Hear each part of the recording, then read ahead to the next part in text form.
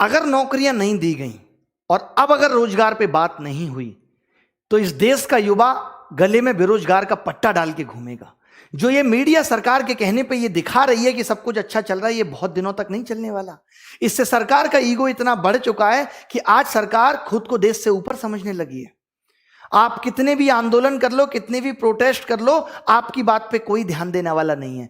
हमने क्यों ये 25 तारीख रखी है, क्यों हमने 5 दिन का वक्त लिया है कि 5 दिन के अंदर हम इस पूरे देश को जगा देंगे, इस देश की मीडिया को जगा देंगे, इस देश की सेलिब्रिटीज को जगा देंगे। आवाज इतनी बुलंद होगी कि आज मिलियन ट्वीट्स होने के बाद भी अगर मीडिया इस मुद्दे पे बात नहीं करती, मीडिया अगर सरकार को अप्रोच नहीं करती कि देश में सब कुछ ठीक नहीं चल रहा, वैसे आप भी जानते हो, मैं भी जानता हूं कि सरकार को भी पता है कि देश में ठीक नहीं चल रहा, बट ये इतना बड़ा मुद्दा नहीं है। हम किसी लॉ को वापस करने की बात नहीं कर रहे। मोदी रोजगार दो ट्विटर पे जो ट्रेंड कराने की बात हुई है, उस बात का इतना सा मतलब है कि सरकार अब शिक्षाविदों से भी बात करे। सरकार एक ऐसी कमेटी टाइम लिमिट में बना दे 10 दिन के अंदर, जो ये ऐसे लोगों से पूछे कि आखिर प्रॉब्लम है क्या। कहीं ऐसा ना हो कि हम इस आंदोलन को खत्म करने वाले नहीं है, ये लगातार चलने वाला है, फिर कहीं बाहर से कोई रिहाना हियाना ट्वीट कर दे, फिर हमारी देश की सेलिब्रिटी कहे ये तो आंतरिक मुद्दा है, हम निपट लेंगे। तो अभी आपके पास मौका है कि इस आंतरिक मुद्दे में हमारा सपोर्ट करें। जो कंगना जी रात 12 घंटे से सो रही हैं, अभी तक उनका कोई ट्वीट नहीं आया है। अक्षय कुमार साहब कनाडा में क्रिकेट खेल रहे हैं, उनका कोई ट्वीट नहीं आया है। और पूछता है भारत, अब युवा पूछता है कि तुम कब हमारी खबर दिखाओगे। अर्णब पूछता है युवा कि तुम कब हमारी खबर दिखाओगे। अमिताभ बच्चन साहब आप ही बता दो, कोरोना में तो आपने बहुत न्यूज चलाई, बच्चों से 1-1 रुपया इकट्ठा करके इन सेलिब्रिटीज को भिजवा देते हैं, कम से कम इनसे ट्वीट तो करवा लें। तो ये वीडियो सिर्फ रिक्वेस्ट मोड में बनाई जा रही है कि अगर मीडिया चैनल इस खबर को नहीं दिखाते, उनका काम है कि वो सरकार से बात नहीं करते, तो हम पहले तो ये समझेंगे कि आज भारत देश का, इस लोकतांत्रिक देश का चौथा स्तंभ ढह चुका है।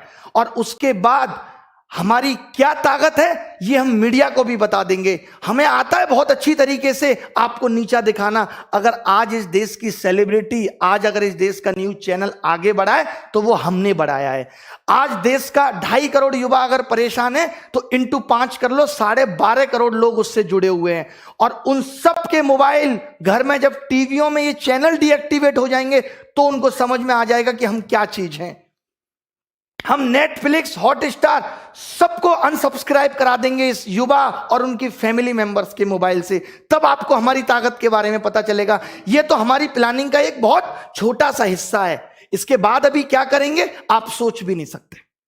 तो यह सीधी सीधी इसको आखिरी रिक्वेस्ट समझ लीजिए। सोशल मीडिया पे हूं, धमकी शब्द का इस्तेमाल नहीं कर सकता, रिक्वेस्ट कर रहा हूं, सभी मीडिया चैनल से कर रहा हूं।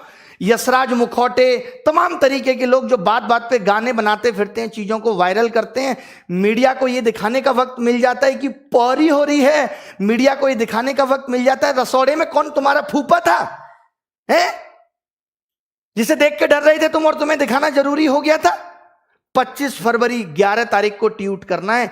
आज आप लोगों ने दिखा दिया कि हमारी ताकत क्या है। बट ट्वीट में सिर्फ यह है कि मोदी रोजगार दो।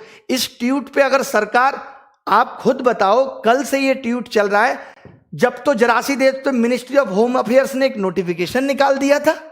अब सरकार एक नोटिफिकेशन निकाल के ये नहीं कह सकती थी कि हम रिफॉर्म्स पे बात करने के लिए तैयार हैं।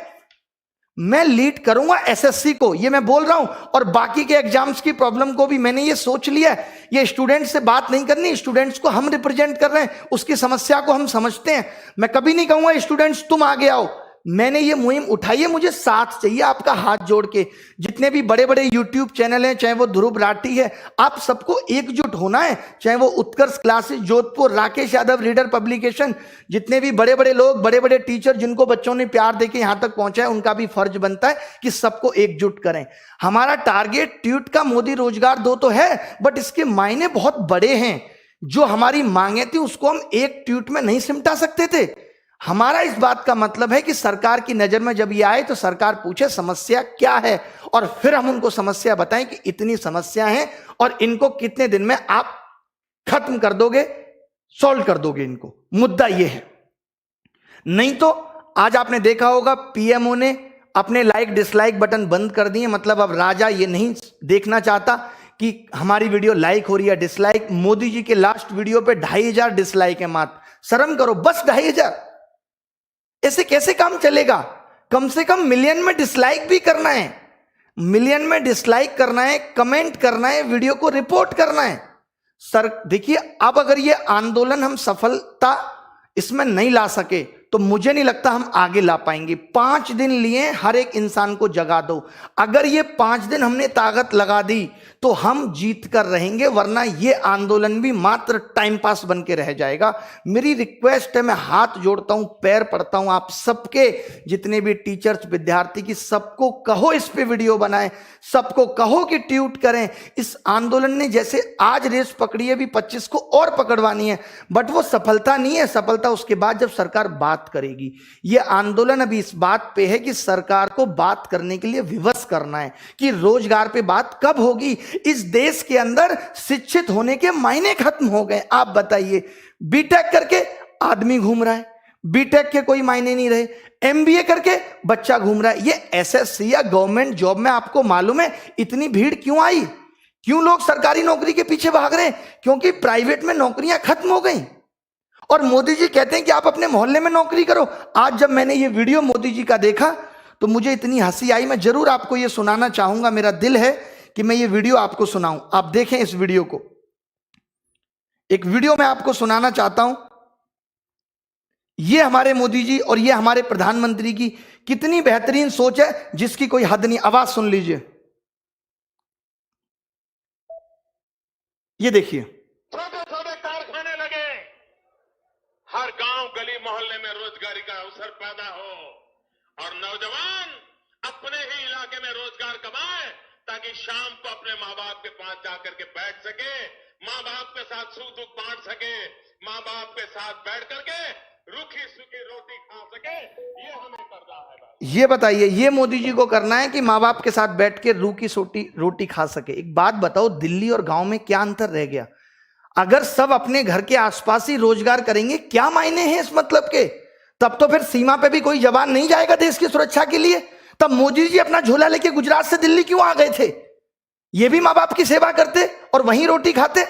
आपके को मैं 2 ऑप्शन देता हूं कि अपने गांव के आसपास 8000 की नौकरी करके रूखी सोखी खाना पसंद करोगे, या 60,000 की नौकरी के लिए दिल्ली आओगे और 1 महीने में घर जाओगे और माँ बाप के लिए भी अच्छे वस्त्र लेके जाओगे। कौन सा ऑप्शन आप सुनोगे? यार, हमने कैसा प्रधानमंत्री चुन लिया? अजीबोगरीब बात करता है कि अपने मोहल्ले में नौकरी ढूंढो।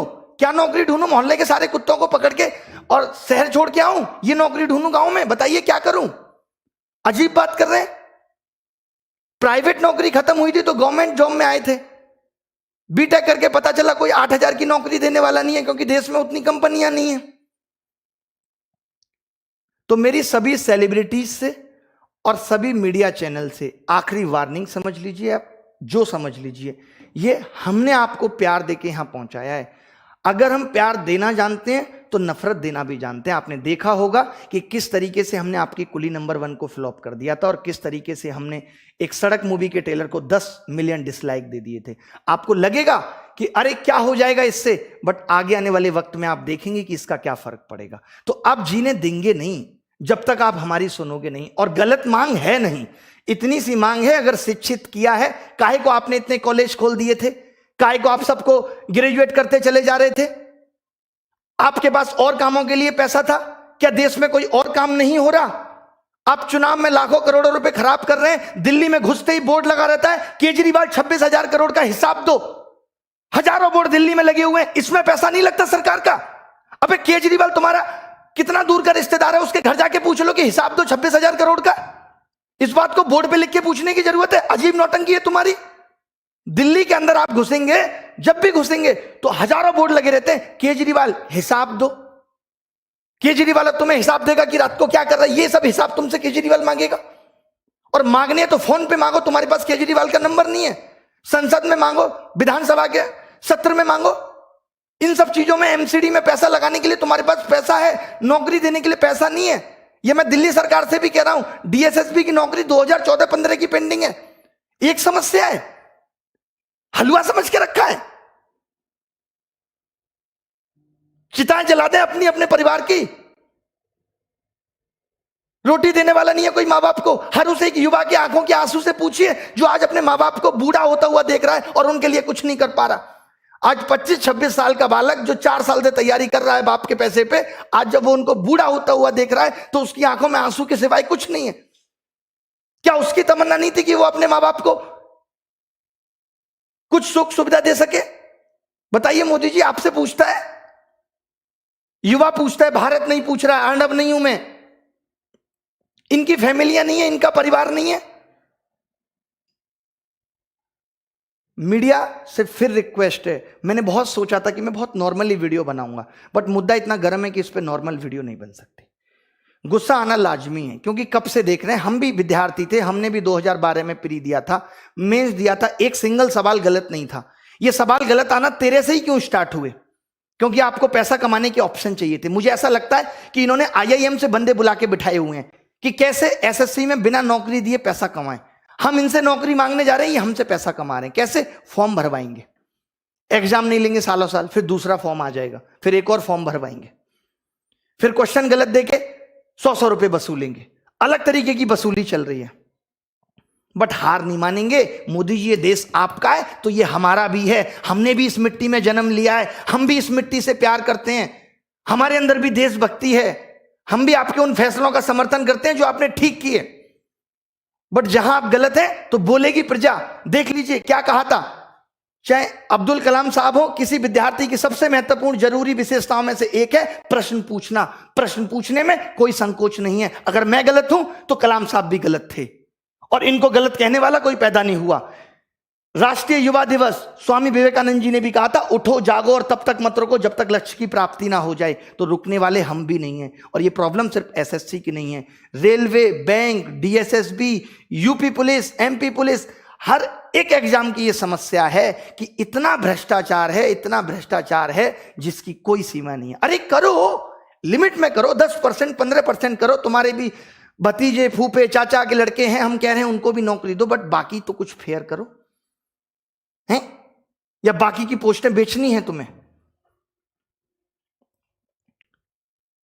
Don't take rest after your first victory. तो ये मत सोचिएगा कि आज अगर हमारा ट्वीट इतना ट्रेंड हो गया अब हम शांत हो जाते हैं। ये तो सिर्फ शुरुआत थी, अभी 25 को करना है। करना किस लिए याद है ना, कि मीडिया इस मुद्दे को दिखाए।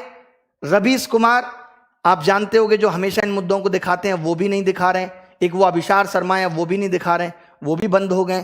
किसान, बस इन पत्रकारों का काम क्या, मजे लेना। ये जाएंगे किसान आंदोलन में, देखेगा ये कार्टून सा किसान है, इसकी वीडियो ले लो, अच्छी चलेगी। मीडिया सिर्फ एंटरटेनमेंट का पर्पज बन गया, सिर्फ एंटरटेनमेंट, एंटरटेनमेंट। अरे एंटरटेनमेंट तो हमारा हप्पू की उल्टन पलटन से भी हो रहा है। बताओ, एंटरटेनमेंट के लिए तो हम कौन सी शकीरा का डांस भी देख लेंगे। तो रुकना नहीं है। सब मीडिया चैनल को जितना डिसलाइक कर सकते हो उसमें लिखो।